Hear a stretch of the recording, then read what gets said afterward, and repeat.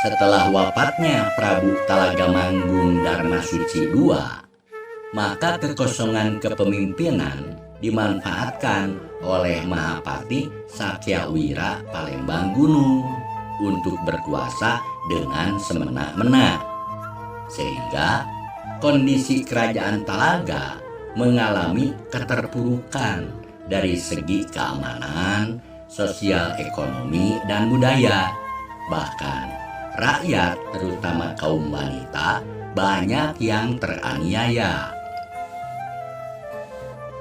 Untuk menghindari kecurigaan keluarga dan pembesar keraton, Mahapati Sakyawira Palembang Gunung telah menugaskan Patih Citrasinga dan prajuritnya agar menangkap dan membunuh Centang Barang dimanapun dia berada. Namun setelah hampir 2 bulan, Patih Citrasinga dan prajuritnya mencari pelarian, ternyata kehilangan jejak. Sejak itulah, hampir setiap hari Sakyawira pergi berburu ke hutan, padahal tujuan sebenarnya mencari Centang Barang. Sakyawira sangat khawatir bila tidak segera membunuh Centang Barang akan bocor rahasianya.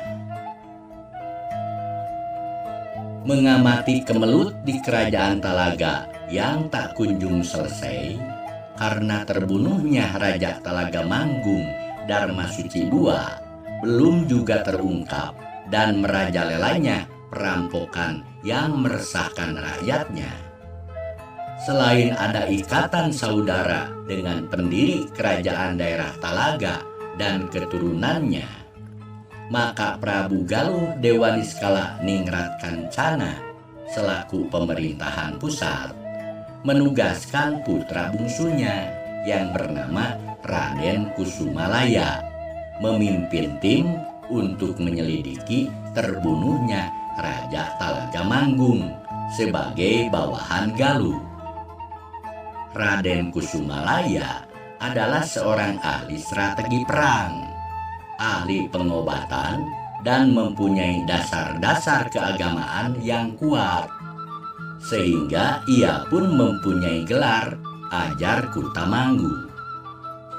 Raden Kusumalaya juga adalah adik satu ayahnya Pangeran Jayadewata sang pamanah rasa. Setibanya di pinggir hutan kaki Gunung Ciremai, Raden Kusumalaya menugaskan salah seorang anggota timnya untuk menghadap Ratu Simbar Kancana agar mengetahui ada orang pusat kerajaan yang sedang menyelidiki. Sedangkan Raden Kusumalaya dan 3 anak buahnya langsung memasuki hutan yang diperkirakan di mana Centang Barang bersembunyi. Dengan segala kecermatannya sebagai seorang petugas pemerintahan pusat, maka cucu Sang Mahaprabu Niskala Wastu Kancana ini pun segera menemukan tempat persembunyian Sang Centang Barang.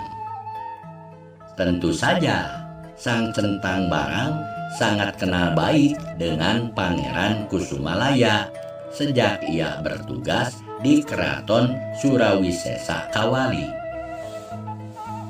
Kepada Raden Kusumalaya lah Sang Centang Barang mengadukan segala ihwal terbunuhnya Prabu Talagamanggung. Ia pun menceritakan segalanya, bahwa dalang semua peristiwa ini adalah Mahapati Sakyawira, suaminya Dewi Simbar Kancana sendiri. Centang Barang amat kecewa dengan janji-janji Patih Citrasinga serta merasa dihianati oleh Sang Sakyawira yang sampai kini ingin membunuhnya. Akhirnya, secara sembunyi-sembunyi, Raden Kusumalaya membawa Sang Centang Barang agar berterus terang kepada Ratu Simbar Kancana di kaputrennya.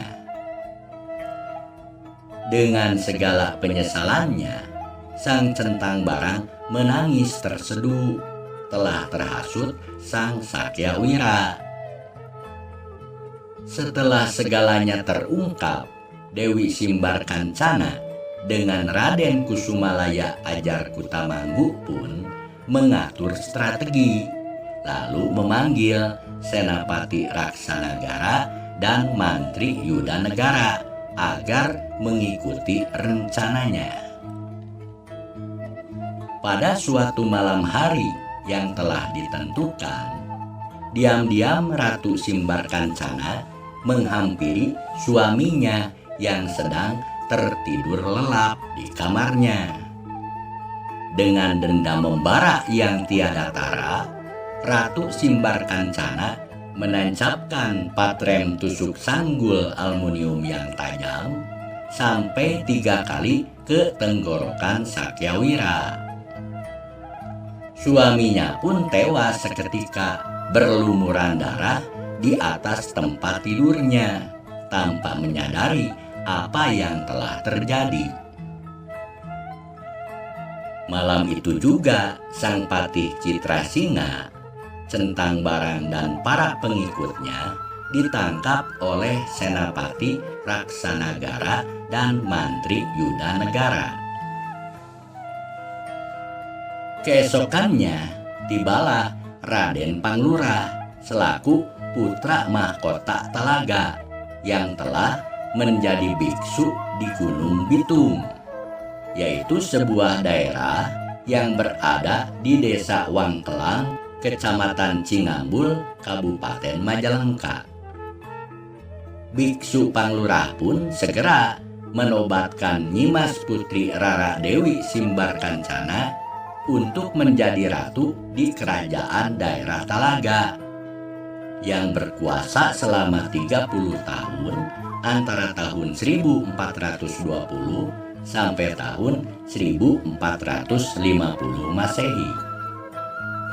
Ratu Simbar Kancana mengadili Patih Citrasinga dan mereka yang terlibat dalam pembunuhan ayahandanya dengan vonis pidana hukuman mati. Selanjutnya, Ratu Simbar Kancana memohon agar Raden Kusumalaya Ajar Kutamanggu bersedia menjadi Mahapatih di Talaga Manggung. Bahkan selanjutnya, Ratu Simbar Kancana pun menikah dengan Raden Kusumalaya atau Raden Palinggi yang telah menjadi Mahapatihnya. Kebijakan Ratu Simbar Kancana diantaranya melarang memperlakukan kaum wanita semena-mena dan memberikan keleluasaan kegiatan hidup seperti kaum laki-laki. Sehingga Ratu Simbar Kancana dinilai sebagai tokoh emansipasi wanita pada zaman kemaharajaan Sunda Galuh. Setelah menjadi Mahapati dan mendampingi pemerintahan Ratu Simbar Kancana di Talaga Manggung, ternyata Raden Kusumalaya atau Raden Palinggi adalah seorang yang masagi pangarti, cakap lahir batin, seorang tabib dan ahli dalam strategi. Raden Palinggi Kusumalaya berhasil menumpas tuntas gerakan bawah tanah Palembang Gunung dan para komplotan perampok di perkampungan. Dengan demikian, keamanan dan ketertiban negara kembali menjadi stabil dan kokoh. Sejak itulah Ratu Simbar Kancana dan Raden Ajar Kutamanggu memimpin kerajaan Talaga secara damai sentosa dan sejahtera. Dari pernikahan Ratu Nyimas Putri Rara Dewi Simbar Kancana dengan Raden Kusumalaya Ajar Kutamanggu membuahkan 8 orang putra yaitu 1 Sunan Parung, 2 Sunan Cihaur, Mangkurat Mangkurja, 3 Sunan Gunung Bumbulang, 4 Sunan Cengal Kerok Batok, 5 Sunan Jero Kaso, 6 Sunan Kuntul Putih, 7 Sunan Ciburang, dan putra ke-8-nya Sunan Tegal Cau.